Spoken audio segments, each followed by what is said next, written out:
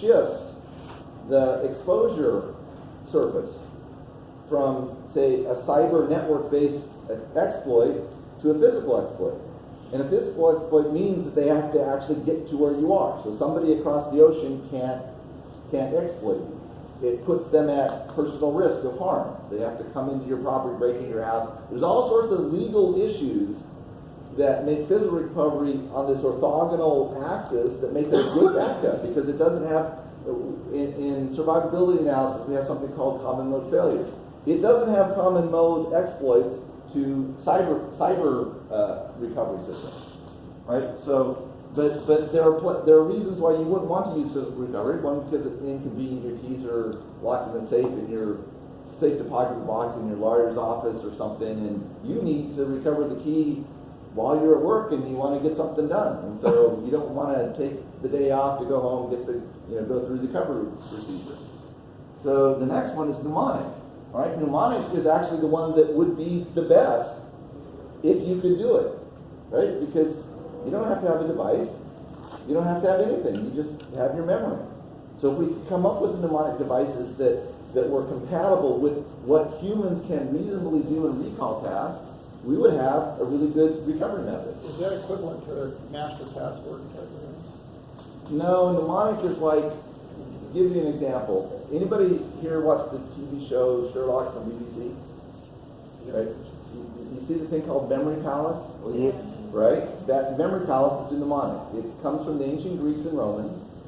Because you have a familiarity with your own house, then what you can do is you can walk through your house in your memory and put things at locations in your house, and by association, you get two things. You get an order, so you can remember things in order, and you can remember what they are because you put some object that would normally be out of place, and by putting an object that would normally be out of place that is linked to whatever you want to remember, you will remember it. Humans remember things that are out of place, right? That's the way we work. You walk down the street and see a guy wearing a bunny suit, you don't remember that, right? So if you imagine there's a guy wearing a bunny suit sitting on your front porch, and you can remember that bunny suit is associated with some other thing you want to remember, then you have a mnemonic device that works.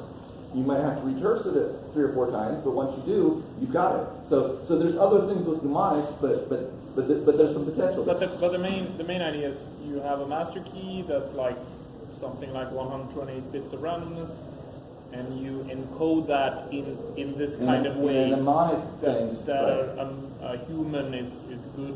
Right. So there's something called diceware, which is doing passphrases that way. So a lot of the key vault things like 1Password allow you to use passphrases that you can make mnemonics for. But if you're not practiced at it, most people don't bother. In cryptocurrency, it's very common to have 12 random words to encode 128 bits. Right. So the other approach is secret sharing. You shift the recovery burden to third parties. Anyone saw? Quick thing.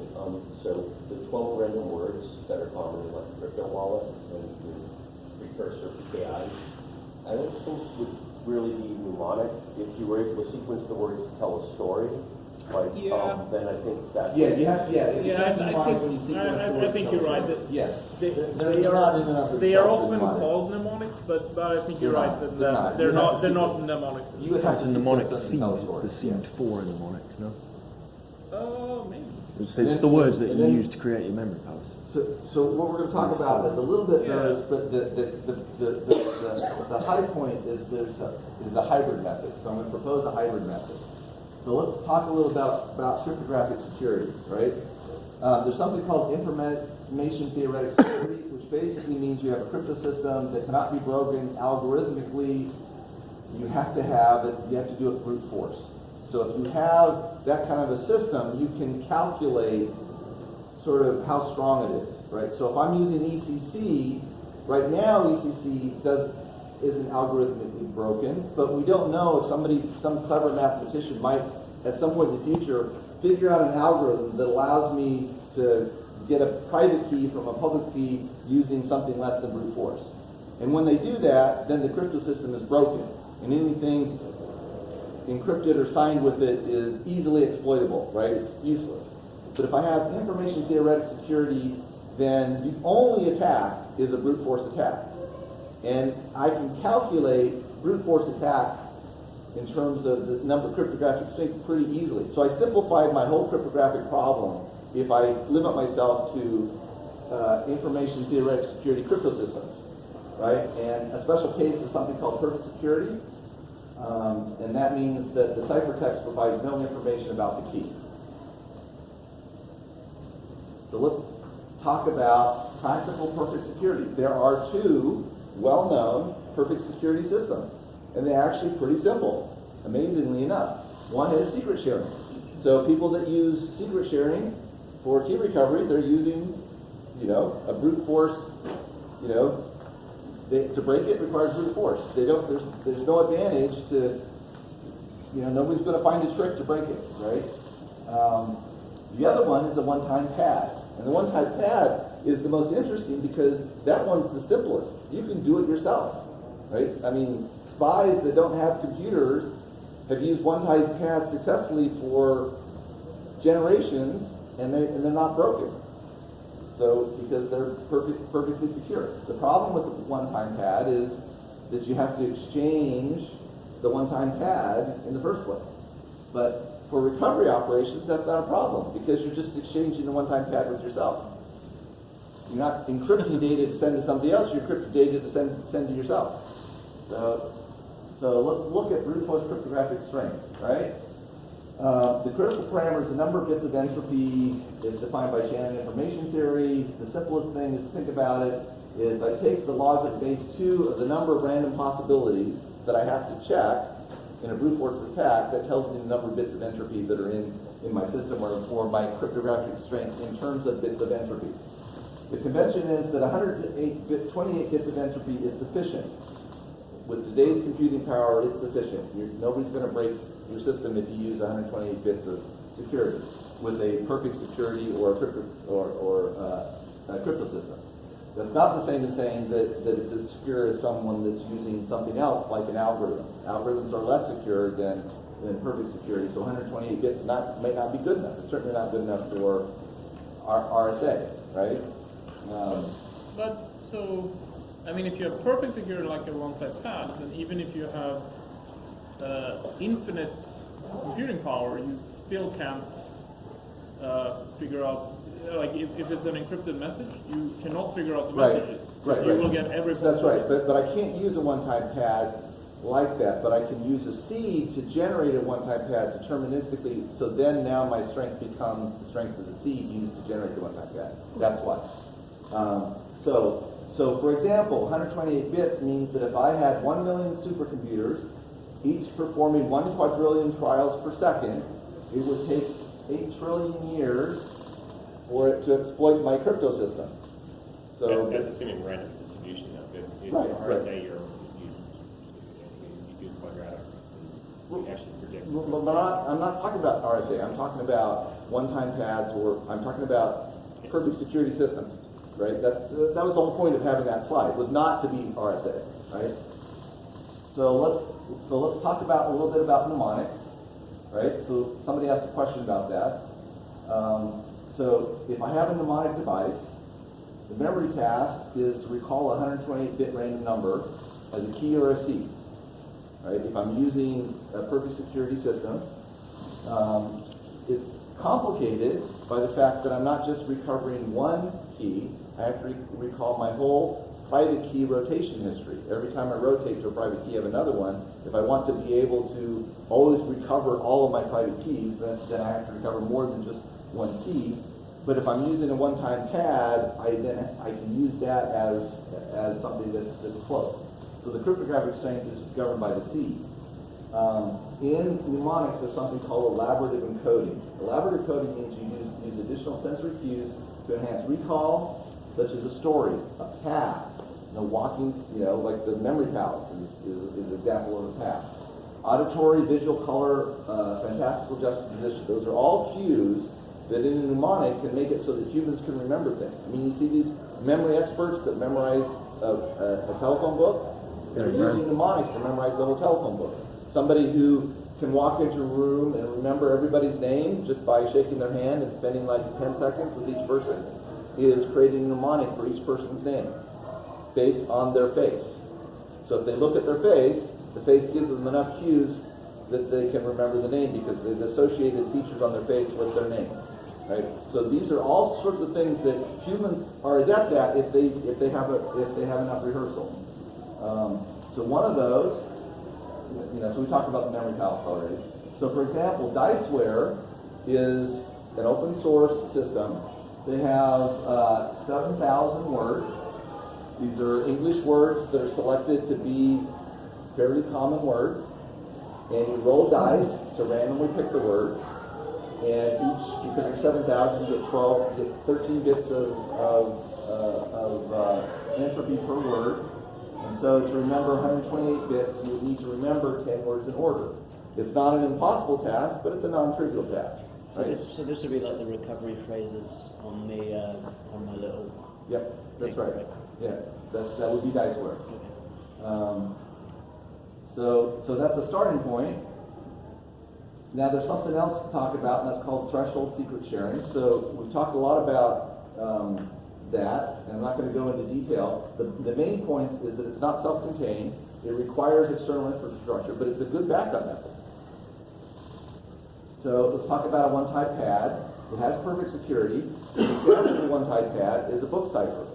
So this spies to do that. You pick a book, a novel, and you tell the other person, hey, I'm using this novel as my one-time pad. Now, the English text in a novel is not randomly distributed, so it's not exactly perfect, but it's still an almost unbreakable code because the hardest part is figuring out which book it is. So if you can figure out which book, then it's pretty easy to break. But if you have enough choices of books, then it's pretty hard to break. But it can only be used once. Huh? It can only be used once.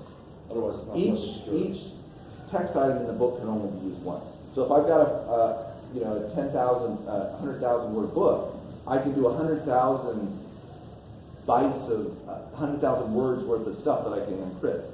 So I can encrypt a lot of stuff. Right, but the pad can only be used once. So I can only use the second time. pad. That's right. I can't ever recycle it. So I'd have to use a new book the next time, right?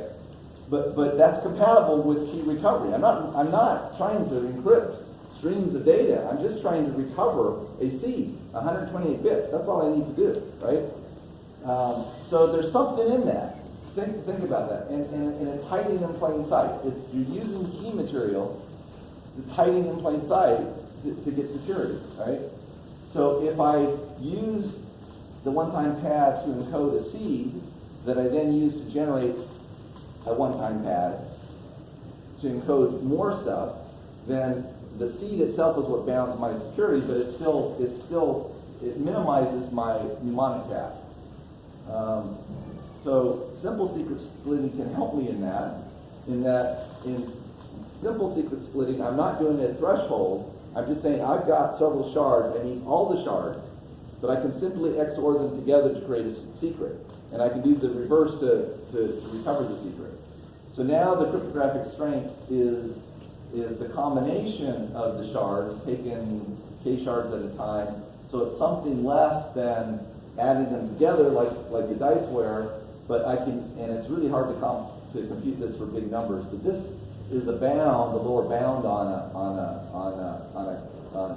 the combination, so I can use that to do some estimation. So let's take an example. Got a few minutes. Yeah, okay. So let's suppose that each shard has 35 bits of entropy, 2 to 35 possibilities. That puts it in the billions, right? So I'm looking at things that there are billions of possibilities. If I combine 4 shards with an XOR, then I'm taking the combination of 235 items 4 at a time.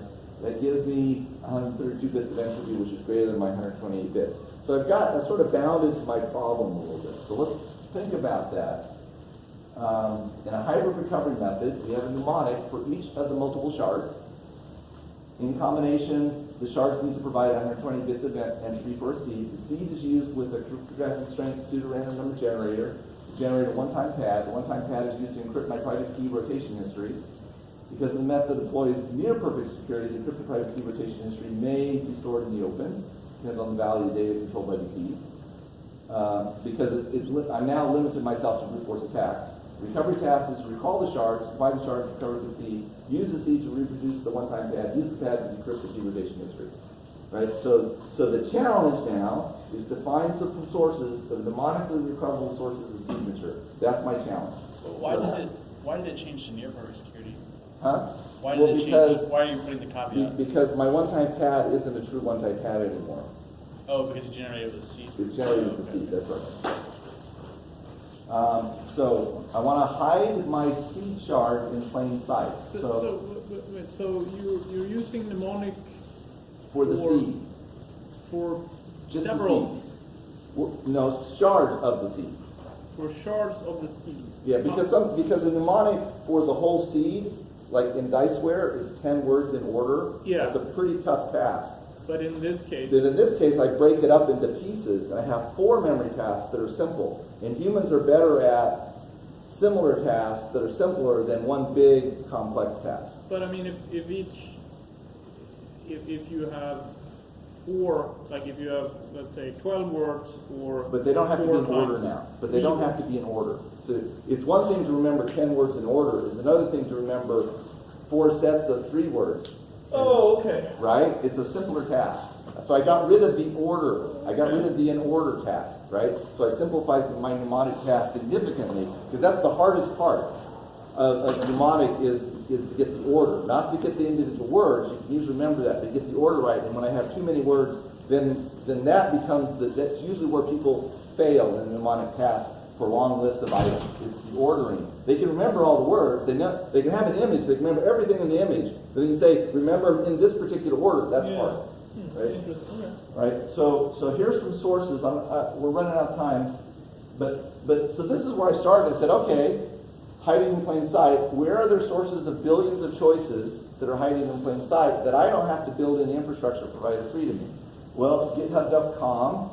There are 80 million repositories at 1,000 bits per repository. That gives me 80 billion choices. 4 choices would give me 128 bits if I randomly selected a repo and a commit. Each commit has a commit hash. I can use that as my shard material. I just have to remember 4 different repository commits. I have to remember the project name, the repository name, and the date of the commit. That's my mnemonic task. I have to do 4 of those. They can be completely different repositories. They should be completely different repositories.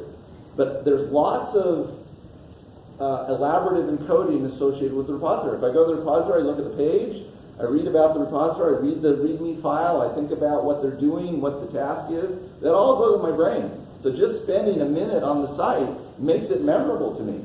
Now to recover it, I just have to do a tag search on the GitHub site to get close. I'll get a list of maybe 10 or 20 repositories. Like I tried this. I said, cat, blue, bird, right?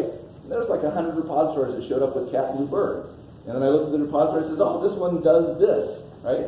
Now I'll never forget that, right? As a program. Huh? As a program. Well, okay, but but there's Flickr. They have 10 billion images. People remember images really, really well. One thing that's mnemonic for humans, it's visual memory. So and if and 10 billion gives me 124 bits. It's pretty close to 128 for 4 different images. FamilySearch.org is a genealogical database. They have 6 billion records. Each record has 7 event types. So I just have to remember a name, a place, an event type, and a date for 4 different events, and I get my 128 bits. Google Maps is an even better one, right? How many people have just explored with Google Maps? Right? If I do 1 meter resolution, I only need to remember 3 locations. If I do 10 meter resolution, I need to remember 4 locations. And basically, I just need to get within the neighborhood. I don't have to remember the exact address. If I get within the neighborhood, I'll remember what it looks like. Oh, that building that looked like that in Sichuan, China, right? I can find it again. And then I just have to find a feature on the building, like a corner, right? Or the front door. And Google Maps is, and so then I can use the lat long string as my, hash those as my source of shard material. So those are all very simple mnemonics recovery methods that don't require any sophisticated infrastructure. You could do them, right? If you really wanted to have a mnemonic, you could use those, and it doesn't require anything sophisticated. It doesn't require, $1 million infrastructure, to do it because these people are all providing that for free, right? So the final one, right? The title of this, Quest for the Mnemon Seed, right? That's what we're trying to do. We're trying to find a seed mnemonic. Well, let's create a game. Anybody seen a 10-year-old play Legend of Zelda? Anybody here play Legend of Zelda? Guilty. Right? Are you smarter than a 10-year-old? Debatable. Debatable? Okay. So imagine that there's a game. It can be resident on your phone. It doesn't require any external infrastructure. The game has a map. We start the game. The map is randomly generated when you want to create a seed. So you run a random number generator, creates a random number, your 128-bit random number. That random number then generates the map, generates everything in the site. Now you need to build a mnemonic for it. So you rehearse. And the rehearsal is, it shows you where to go. You have to go to 4 different buildings in the map. Inside each building, you have 3 spots, and in each spot you have 8 choices. You now have your 132 bits of randomness. You rehearse that 2 or 3 times to where you can do it from memory, which any 10-year-old can. On the easiest level of Zelda, and now you have a mnemonic that you can reproduce by playing a game. Bring up your phone and says, I can't remember my key. Bam, open to the screen, navigate to the first building that you remember, go inside, go over to the window, there's some old lady sitting there, she's holding a basket of food, there's a nice big apple there, you pick the apple, there's action 1. You turn around, you walk over to the other side, there's a counter with a bunch of vials, you drink the vial that's blue, that's action number 2, go open the window and shoo the bird off, that's pooping on the window, that's 3. Now you're done with one site, walk out, walk down the street, you go to the next site, you do 4 of those sites, you've got your 120 bits, and now it gives you the key back. No storage of anything, right? If the game's available, you can do that. So this is an example of generating a mnemonic that maximizes, right? You want to maximize your elaborate coding. That does, right? Has all the cues. It's got the memory palace. It's got visual, auditory. The game can blow things up, do whatever it is to make it memorable, those actions. So that's the task. So have you heard of Decentraland, that AR or it's the VR game that is kind of a blockchain-based VR? So there's something that's exactly what you described that won't go away. Oh yeah, you can have a game, but what I'm saying is this game is designed to run in 2 modes. It's to run in generation mode, to generate a seed that it gives you, and then once you generate the seed, it forgets it. After you rehearse it enough times that you're willing to say, okay, I know the seed, I know the path. Then in the future, when you want to recover it, you just play the game. And you go through this memorized path of actions like you would playing a game, and then it'll give you back the seed because it generates the seed from the actions, right? If you could make that do the seed generation, then you're sorted, right? Then you could leverage, if there's some existing game that you can leverage, you can do that. So this is taking a different approach to recovery. It's saying what kind of recovery is completely self-contained, doesn't require any external infrastructure. Anybody can do it, and it's a research topic, right? Is it 256 sites and 3 actions in each site with this many, or is it 512 sites and some different combination? What's the optimal combination that the majority of people can find the easiest play with the fewest amount of rehearsals? And then once you have that, it changes the way we think about keys. We don't think of keys as a hard thing. We think of keys as, hey, I just play a game. Key recovery is game playing, right? It's like, hey, I'm bored, right? I want to take a break. I can't remember my key. I'm going to play this game for 2 minutes, and now I've got my key back. So how do you secure the gameplay? So I guess it's on your device. It's on my device, Okay. and when I get done, it erases the seed. And so it's never stored except for the time that I'm actually doing the generation and the rehearsal. Yeah. So I think if we're like a DAP on IPFS, it's like it's know that that's your namespace. It's registered to an IPNS. And like, okay. So this is your new hardware wallet, that means. Huh? This is a new hardware wallet. Well, no, it's not a wallet. It's just a. Not a wallet, but it's just the hardware. But it provides. Yeah, you don't need a wallet. You don't ever need to store the seed. You need a wallet to store the private key that you're currently using. Yes. But to store the recovery seed, you don't ever store that. It's only in your memory. Now, if you're worried about losing your memory or something like that, then you use a physical recovery or a social recovery as a backup, but not your primary recovery method. Because this recovery method is self-contained. Anywhere you happen to be, you don't even have to have a device. Somebody could host the game on a server, and you download it to whatever device you want to play at the moment. Right. Right.